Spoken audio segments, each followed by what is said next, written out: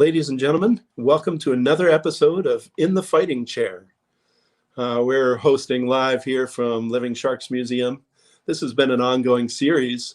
We've been very fortunate to have a large number of guests from all over the world join us here, especially during this time of COVID-19, where it's just been very difficult to, obviously hang out with our friends and shoot the breeze about sharks and shark conservation and shark history. And today we're going to shoot the breeze a little bit about shark in film. We're going to talk about Jaws today. And I am very fortunate to have a good friend with me, Mr. Jim Beller. And we're going to try to utilize all our time just talking about Jaws. So I'm not going to give him too much of an introduction. I think most of you already know him. So I'm going to bring him on now and let's chat. Hey. Welcome, Jim. How you doing? Good. How are you? Good, thanks. Crazy year, huh? Oh, it's a very crazy year. Yeah. I'm glad, we're finally seeing a little bit of a light at the end of the tunnel here. Yes, definitely. I'm what's really going on? I'm really excited because I'm getting to look, in your secret space there with it's very exciting. By the way, nice t-shirt there. Where'd you get that? Yeah, where did I get this? Whoops, there it is. Over here. And you can purchase one also on your website, right? That's true. It's cool. It's very comfortable. Actually, I wear it like almost every week because it's so comfortable. It was that nice soft tribe length. We try to offer a quality product here at Living Sharks Museum. Yep. Oh, thank you for showing off the brand here and supporting us. Oh my God, your place is amazing. I can't believe, like, when I first found out about you, what was it? Earlier, was it last year? Earlier last year when we first met, was it, or 2 years ago? All the days and the years now blend into each other. It's so weird this whole time. But when I found out about you, I was like, can't believe that there's a shark museum here and I'd never known about it. And I've lived in Rhode Island, So when I first met you, I was blown away by your Jaws collection too. The stuff that you had, was like really, really cool stuff. Well, thank you. And for those of you who don't know too much about what we do, we're actually considering ourselves America's first shark history museum, seeming how, at least other colleagues and folks out there in the shark world have been able to tell me that nothing like this exists. So we are covering as much of shark history as we can. I've got artifacts here from all over the world, and we are telling the story of the shark from an unbiased perspective, which includes the science and the conservation and the human impact on sharks over the years. And obviously Jaws is a hot button when you have those conversations. And we love to talk about it and all the different facets. And who better to talk about Jaws with than Mr. Jim Beller? Oh yeah. Well, let's go back in time a little bit with you, if you don't mind. Can you tell us where you're originally from? Yeah, I grew up in Lynn, Massachusetts, north of Boston. Do you want to know my first experience with Jaws? Like how that all started? Of course, yeah. Okay. Please do. All right. The third grade, I've told this story many times, but I'll tell it again. I was in the third grade, last day of school, summer '75, and my teacher had Time magazine on her desk, which is this cover. I saw this cover. Oops. And I was like, what is this? I was like, Super Shark. It was like, I was at the time I was into horror movies. I loved the Christopher Lee Dracula movies, the Hammer ones, and the Wolfman, Dracula, Frankenstein. I grew up on that. So when I saw this, I was like, what's this? And she said, it's a movie that just opened. That's about a monster shark eating people at the beach. I'm like, I gotta go. I'm like, what? So I ran home when the school bell rang, and I ran home and I talked to my mom. I was like, can you take me to see Jaws? This movie, Jaws. And she goes, well, I'm going. In fact, they were going. My mom and dad were going to see it that night in Boston. They were going to go to the Charles Theater in Boston to see it.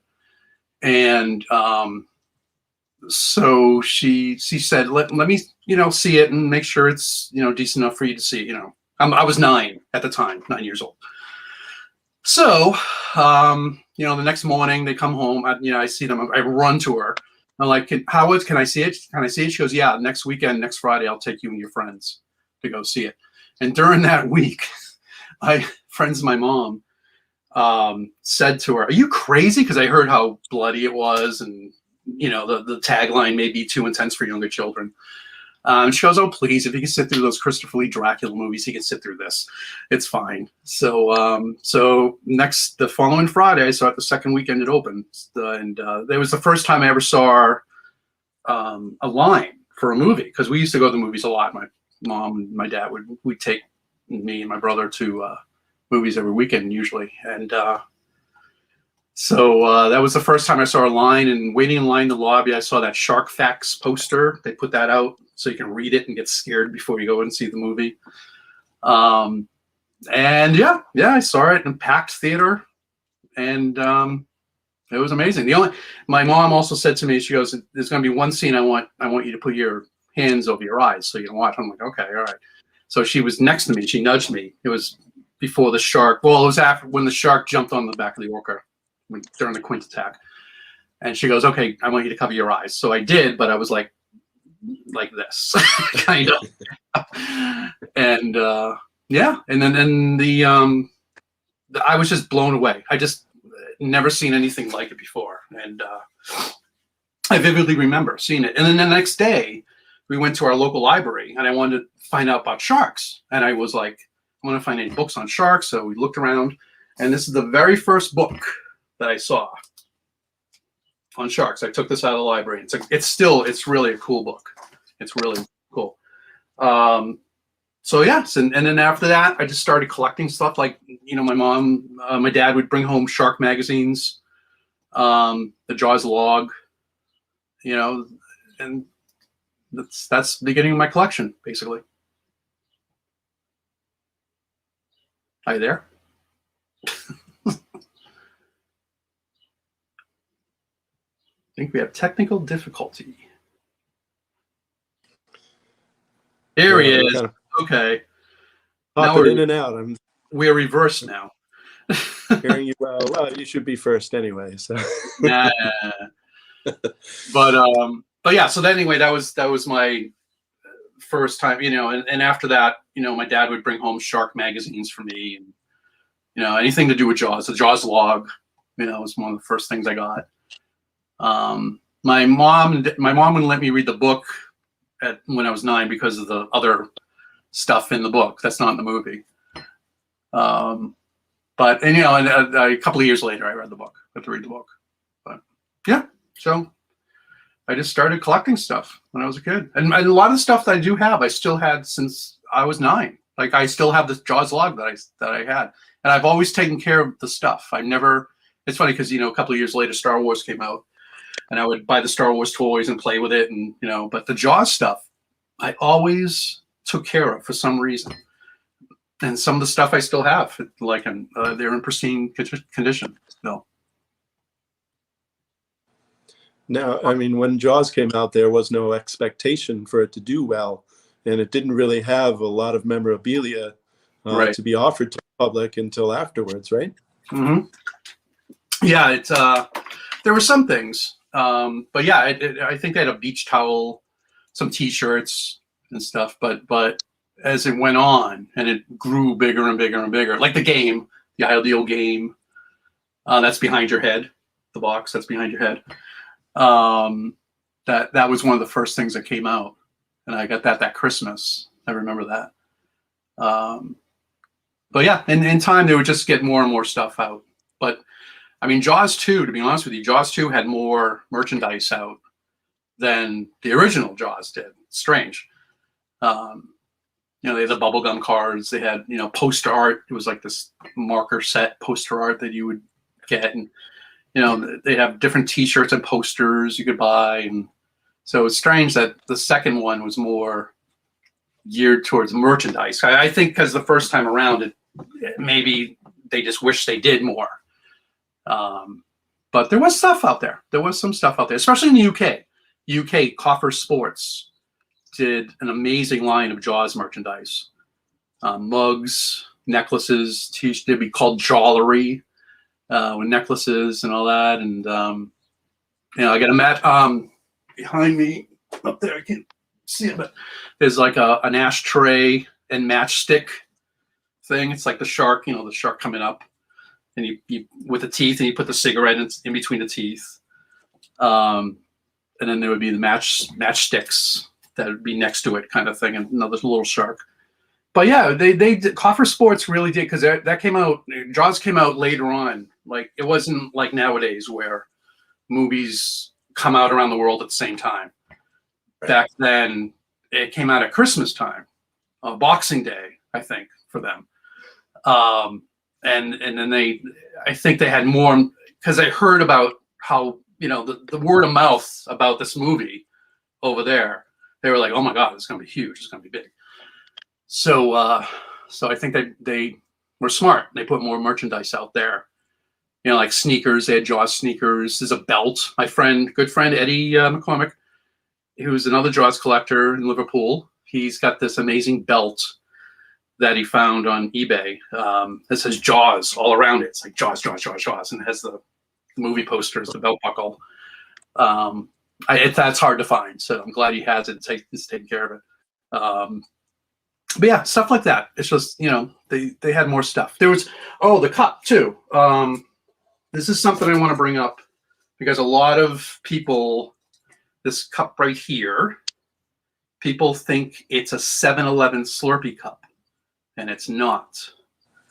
This was sold in the movie theaters at the concession stand at the time. So when I see it on eBay once in a while and they say Slurpee cup, I'm like, no, it's not a Slurpee cup. That was sold at the movie theater at the time. So, no. Yeah. Once a listing like that is up, it's always an automatic option to fill in, I think. And right. People just run with it. Right. So when was the first time you saw Jaws? Oh, how old were you?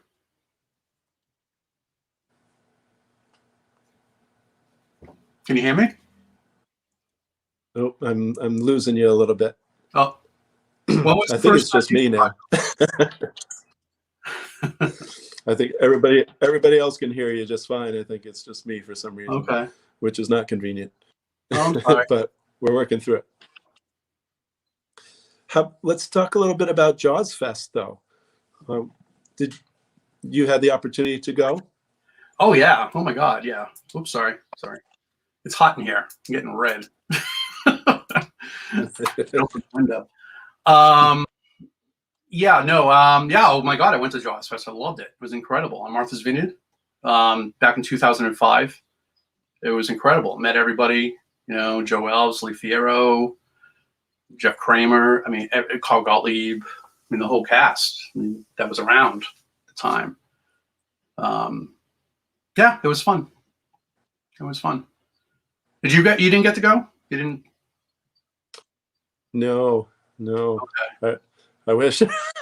Yeah, no, they did a really good job. They really did. It was like an island, all around the island. I think I lost you again. It was an island event that happened all over the island. It wasn't just one town. It was like everywhere. And yeah, it was fun. But you back? Before that, I don't think there were too many opportunities for extreme Jaws fans to get together. Did you have a small group of friends over the years that you were able to kind of swap Jaws stories with? Yes. People I knew rented the log cabin, actually, that Spielberg and Carl Gottlieb stayed at during the production, and it was amazing being there. And Carl Gottlieb, there was a party that first Friday night that they held, and Joe Elves showed up, Edith Blake, Carl Gottlieb showed up, and he was just blown. Joe and Carl were blown away because they haven't been there since.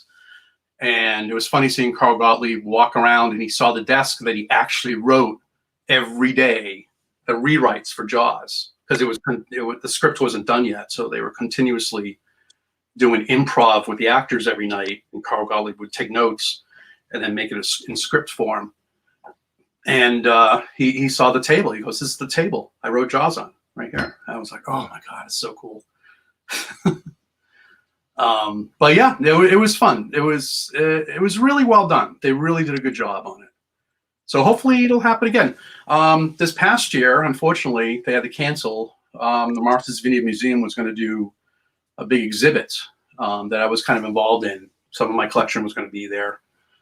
And they're going to do it on the 50th anniversary now. They pushed it back. But originally it was going to be this past year. And they were hinting that they've been talking to other people, and hopefully this is true, that hopefully there'll be some other stuff happening on the 50th anniversary for Jaws on Martha's Vineyard, not just the museum doing something, but hopefully it'll be other stuff. So we'll see. We'll see. I don't know. I haven't heard anything else yet. It's a couple of years away. So, hopefully it'll happen. That would be amazing. Yes. It'll be great to see. And that's another thing with the Jaws Fest. It's like there was the website before Facebook and all that. There was this Jake Grove did JawsMovie.com, and it was a Jaws fan site that you can go on and talk to fans from around the world, and that's where I met a lot of my friends, from around the world. And then Jaws Fest, they all came, so it was great to see them in person and hang out with them. And, it was fun. It was fun. So through these connections, did you get some opportunities to get close to some memorabilia or some props from the film that you wouldn't have maybe had the chance to do? Some, yeah. It's yeah. I have on Facebook here. I got my Jaws Collector page, and on Instagram it's Jaws Collector 75. So I get people sending me stuff, like asking questions, which I love. Ask away. I don't mind answering questions about merchandise or memorabilia. I get people all the time asking me stuff about certain items. But yeah, I would hear certain thing like it's funny because some of the stuff in memorabilia, stuff that was in the movie Jaws, I only have some stuff. I got the original. I got a couple of teeth, the rubber tooth. That's from Bruce. That was from the original shark. I know I have a schematic, a drawing of the mechanical shark. But some stuff, it's weird. I've been finding more and more. Oh, and I gotta hold on. These are kind of cool. This is an original production T-shirt. It's an original one from 75. It's all like starting to fade, kind of. And I was lucky enough to find Bill Butler's original script with notes in it. Somebody got in touch with me online, and I got years ago. It's a picture of him with it. There's a note from him that came with it, and he signed it with Joel. I had Joel sign it too. He signed it for me too. Oh, but it's funny because it has notes during the production, so this script is kind of rare. So I found, during my website, people were getting in touch with me with stuff with that. But I actually have some more stuff from Jaws 2, which I got a bumper sticker that the production crew had in Florida that they made. There is this. I got to step back for this. It's the original sign that when they were filming, just stay back kind of thing. And this is probably the most the item that's super rare. It's one of a kind.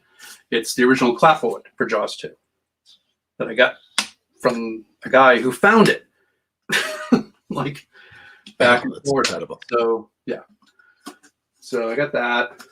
And I got a couple. There's a couple of books. I got a couple of novels too that I get like 50 signatures from cast and crew. That's in a safe deposit box by bank. I got a couple of those, 2 different books. Murray Hamilton, Lauren Gary, Steven Spielberg, a bunch of people signed it. But yeah, that's, this is sort of cool too.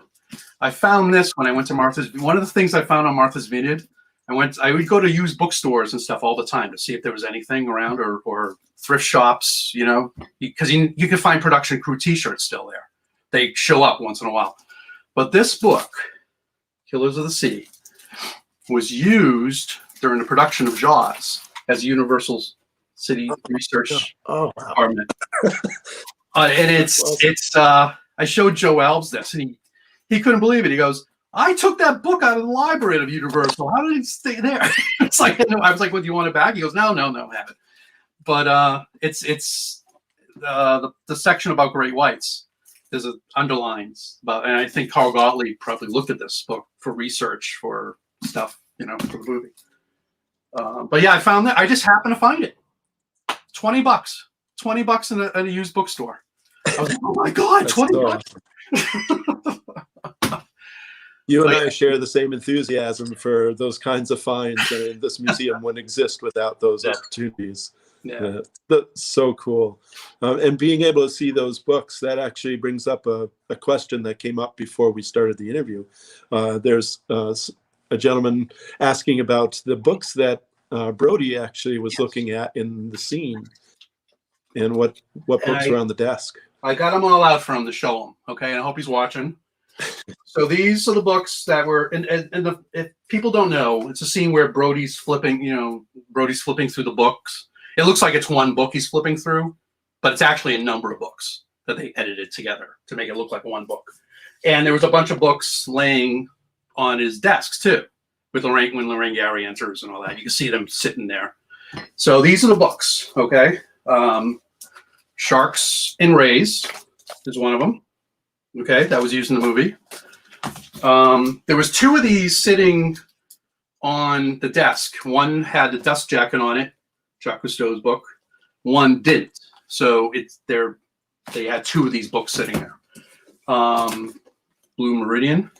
This one was there. I just want to point out something too that I've always thought interesting.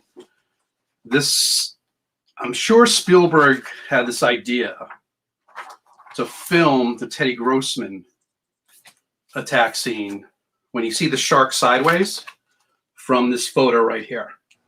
I always thought that. I was like, because that's such that's the first time you see the shark in the movie, and I thought that was a great shot. So I'm not sure of this, but there's pictures in this book, and it was there. So he looked at it. So I'm sure he got that idea, maybe do it sideways like that. Here's another book that was on his flipping through and on his desk. Natural History of Sharks. All right, this one about sharks and shark attacks. Okay, this is that. They show that in the movie. That's from this book. Okay. Dangerous Marine Animals is another one. That's the one with the leg. Where is it? Oh, it's right here. It's kind of like, ugh. That's from this book. Okay. And most people know about this National Geographic. A lot of the shots were, from this magazine, especially the famous, where is it? Right here. That one where Ellen Brody sees that, get out of the water. But that's okay. And last but not least, Danger in the Sea. This is what Brody was looking at when Ellen came in and scared him. And Ellen picked it up. And that photo that I just showed you from National Geographic was from National Geographic, not this book. So, anywho, are you still there, Keith? I lost you. Anyway, here he comes. Okay, here you go. I lost you. I lost you I again. wanted to make sure. I wanted to make sure all the books were up close and center for Oh, everybody okay. watching. Okay. What about Jaws documentaries? Do you have a favorite? Do you have a one that Um, you would recommend for a first-time viewer? um, the Laserdisc one, Laurent Bouvreau, I think is his name. Hands down, still to this day, the best one. There's been other ones over the years. You know, True Hollywood Story, Bravo did one. I mean, there's been so many different ones. That to me is still the best Jaws documentary about the making of the movie. It's such detail. It's like over 2 hours, I believe. The detail in it is incredible. All the stories that he got. But yeah, I bought. Yeah, you know, I had a Laserdisc player at the time, and you know, when it came out, I was blown away. I was like, oh my god, this is like a dream come through with a dream come true with all these behind the scenes footage, like the deleted scenes that you've never seen before, and you know, but yeah. What about you? When was the first time you saw Jaws? How old were you? If you just asked me a question, I didn't really hear it. I'm sorry. I'm sorry. When was the Um, first time you saw Jaws? How old were you when you saw Jaws and your interest in sharks? oh, I was young. I was probably younger than I should have been. Um, but I'm not sure what age I actually was. Okay. I only saw bits and pieces of it. It was something that just kind of sat in my head, and I knew that I needed to see that film. But it wasn't until probably my teens, I was probably 14, 15, where I finally got the chance to actually watch it all the way through. And that it was extremely intriguing to me. I developed a huge interest in just the production of film and writing, uh, predominantly because of that film. It's just so well written, and I realized so much of it has to do with um, the editing and how it all finally Yeah. came together in the end. But my God, like Yeah.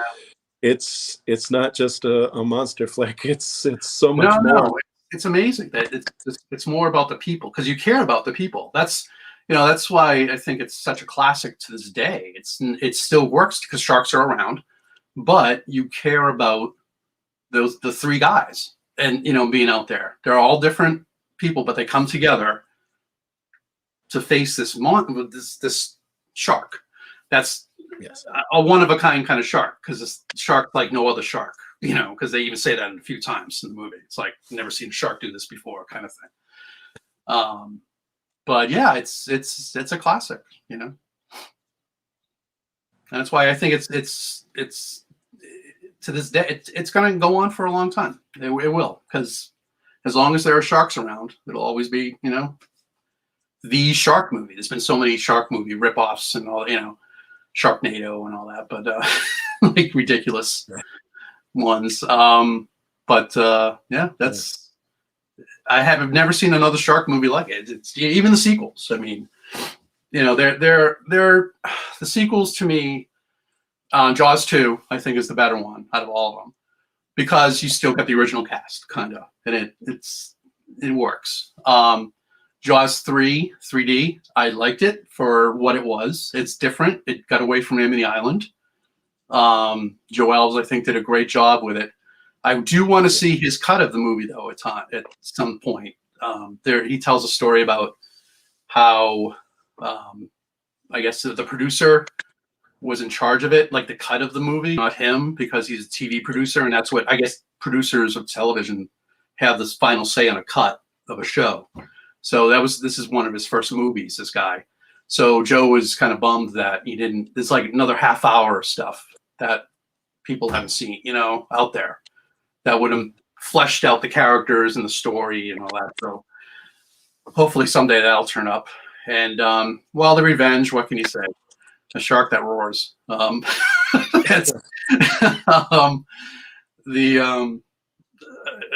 I do like it because it does go back to Martha's Vineyard at the beginning, which I think is quite cool.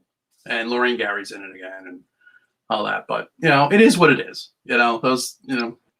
And I've been asked this question so many times over the year, like, do you think they're going to make another one or a remake of Jaw? I'm like, I really doubt they'll make a remake of Jaws because you couldn't do it. I mean, yeah, CGI, but it just wouldn't be the same. And even Spielberg has said, as long as he's alive, none of his movies are ever going to be remade. He has he said that in interviews. He goes, I refuse to let someone remake my movies, kind of thing. And you don't need to remake it. It's perfect the way it is. Why ruin it? A lot of remakes, are bad. I mean, the originals are so much better. And Joe Alves, it's funny, Joe Alves says this all the time. He's like, I wish they would stop remaking classics and making them bad and going back and making bad movies into good movies. Like, go back to remake the bad movies and make them good instead of remaking great movies and making them bad. So I agree with him. It's like, but who knows? They could make another one. I don't see what other storyline you could have for a shark movie because there's been so many out there. Ridiculous ones like sharks in space and stuff. It's like, it's Sharknado. It's just what else can you do with a shark? I mean, it's already been done. So I really don't think there could be another Jaws movie. I mean, I get that asked a lot from people too. But I don't know. What are your thoughts? What do you think it should be remade? Or I absolutely not. Yeah. No, there's this tendency in Hollywood to like milk successful franchises. Mm-hmm. It's just unnecessary, and there's so much original material out there. People that are writing that don't get picked up because they're spending so much time just working with material they think has a guarantee. Has a following already, Right. An embedded following. That being said, I wouldn't have an issue with somebody maybe doing a backstory. I'd love to kind of follow Quint through the Indianapolis his establishment. With PTSD, in Amity Island. Yeah, would be kind of interesting. Well, Spielberg said that. He said if he was going to do Jaws 2, it would be the Indianapolis story with Quint. It would be that. He said that years ago. And that could work because that really, I mean, I haven't seen them, to be honest with you. There's a couple of Indianapolis story movies that are out there, I think. I've never seen them though. I had no desire to watch them. I don't know. I don't know if they're good or not, but that would be interesting. That would be interesting. Jaws is just one of those films that it changed culture. It brought white sharks or sharks in general into the limelight. It was a lot of attention on sharks, which was both good and bad. Right. But I like to remind people of the good because a lot of folks who are marine biologists now, working in conservation, working in shark science, we're inspired by those films, maybe afraid of them at some point in time, but eventually overcoming that and decidedly, going deeper into an understanding of sharks. I mean, in 75, we really didn't know that much about sharks. Right. And it was only a few years earlier that we had just achieved some of the first underwater footage of sharks, of white sharks in particular, by Ron and Valerie Taylor, who did the underwater photography for the film. Yeah. And Blue Water, White Death, which you showed the book Blue Meridian, which is basically great movie. Great book and great an amazing documentary. Right. Maybe one of the last good adventure documentaries. Very much worth watching. It's a good setup for Jaws. Yeah, highly recommend it. It's a great documentary. Yeah. We got a question here asking, what is your rarest artifact in your collection? Yeah. Oh my God. I don't know. There's a few. Hard to pick, right? There's a few things. I got original newspaper clippings that are in the book that I did with Matt Taylor. Jaws Memories from Martha's Vineyard. That's from my collection. All those newspaper clippings are from my collection, my personal collection. And yep, there it is. And here's the newer version. And if you don't know about it, check it out because it's, Jaws people love it. So, and it's a book that I've always wanted as a Jaws fan. So I'm glad Matt worked on this for a few. He did a great job putting it together and all that. So, and I'm the one who got most of the photos in the book, but Matt did also. And it was fun working on it. So, anywho, but what we were talking, I'm sorry, what was the question? Like, oh, rarest thing, my rarest thing. Yeah. I mean, I got, oh God, like I said, the tooth, the shark, I got a few rare things. I don't know. The rarest, I don't know. I can't think of it right now. I mean, just stuff. Is there a story behind the tooth? That's Roy Arbogast, right? Well, this one I got from someone who worked on the movie. This one I got. There's another one I have. It's in my safe deposit box at the bank. From John Dwyer, I guess. There's a written letter with it saying that he ripped it out of the shark after Quint's attack scene. So I have that there with the letter. Yeah, it's, there's stuff I'm still looking for too. It's just, like the belts, like I mentioned earlier that Eddie has. What would you consider to be your holy grail? What would you love to have in your collection if you could? We Jeff, we were talking about this last night, and I'm like, holy grail, what would it be? And Jeff was like, the shark. Like, yeah, all right, yeah. Which I can't wait to see in the Academy Museum. That's opening up. Yeah. Oh my God, I gotta go there. I have to see that. Greg Nicotero did an amazing job making it, remaking it kind of thing, refurbishing it, the way it was. Because I saw it when I went to California a number of years ago, and then went to LA, and I went to that junkyard where the shark was, and it was in really bad shape, really, really bad shape. But it was cool to see it. I was like, my God, it's big.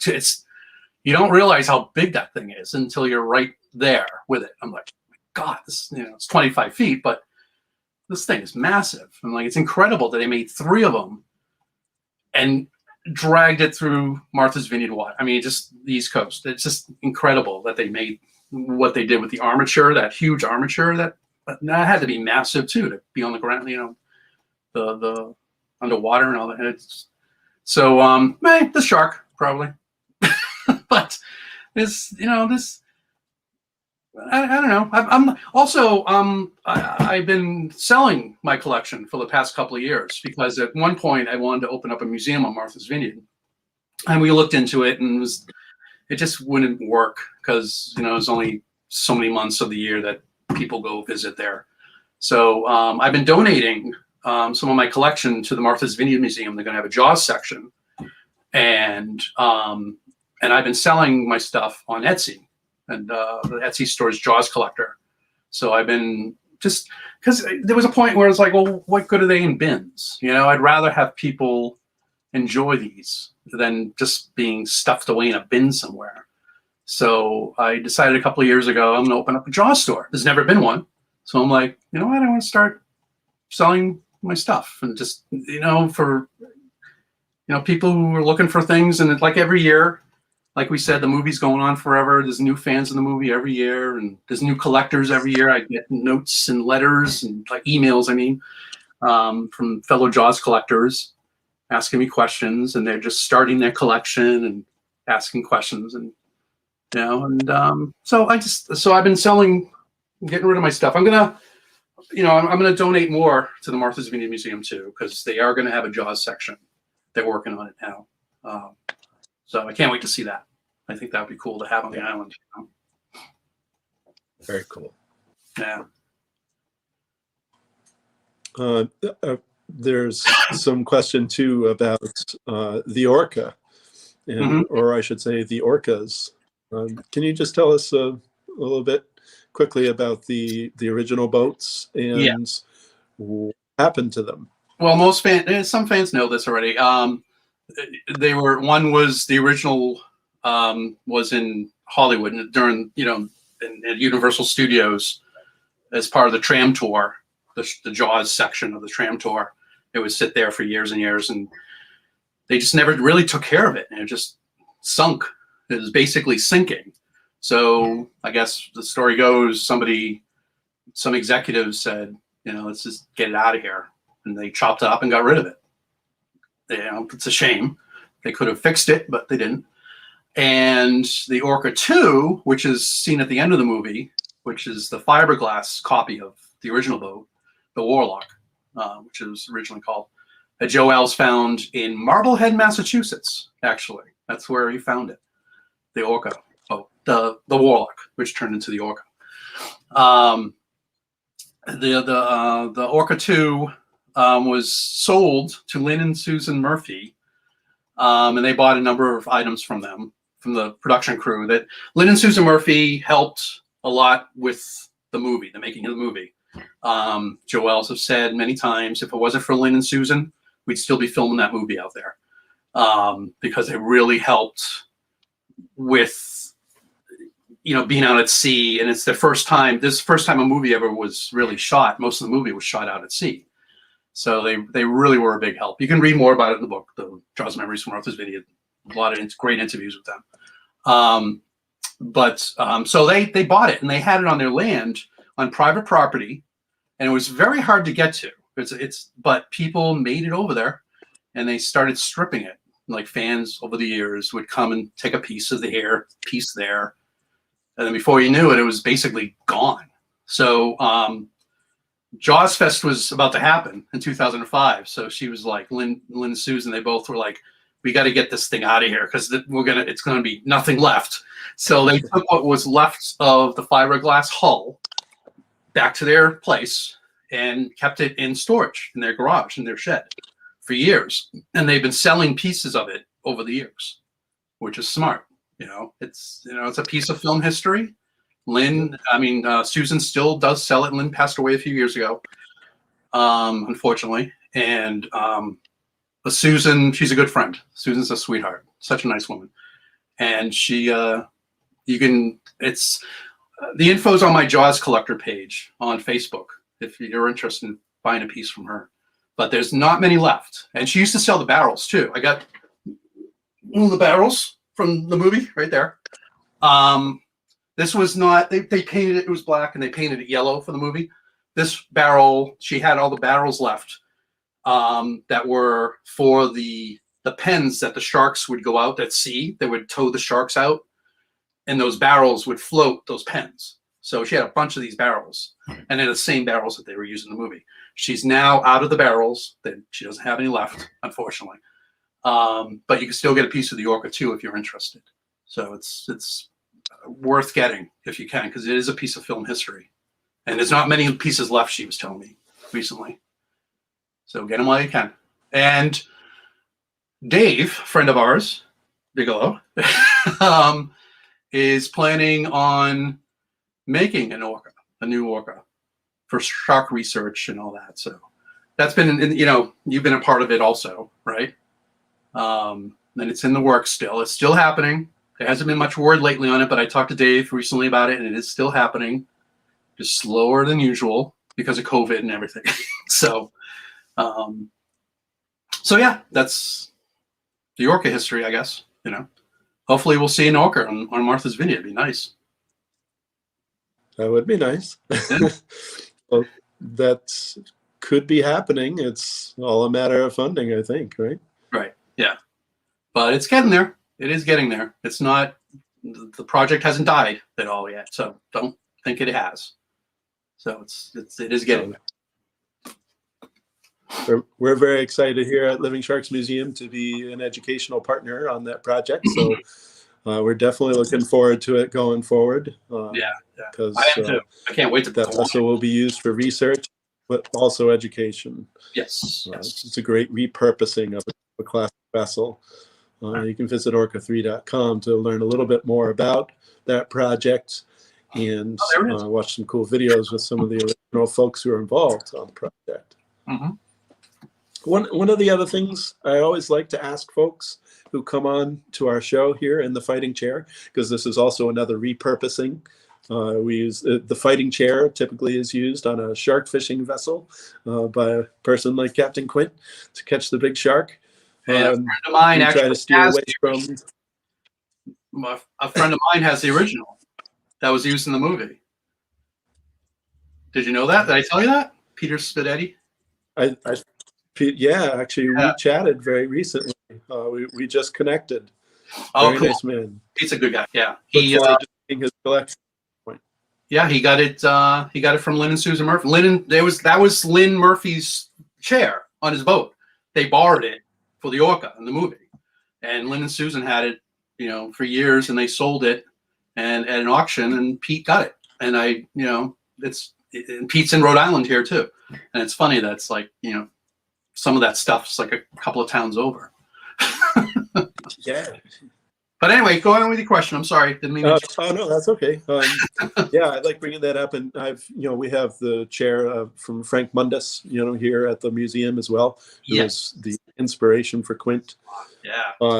But anyhow, I like to also talk about sharks in general, because when you talk about Jaws, I always want to touch on, how do you feel about sharks, and how did Jaws affect your views of sharks early on? Ooh. Well, I was just fascinated, like any other kid back then, and still to this day. They just, they're still, especially back then, like we brought up earlier, that there wasn't much known about sharks. And that's what made the movie such a thriller, because you didn't know much.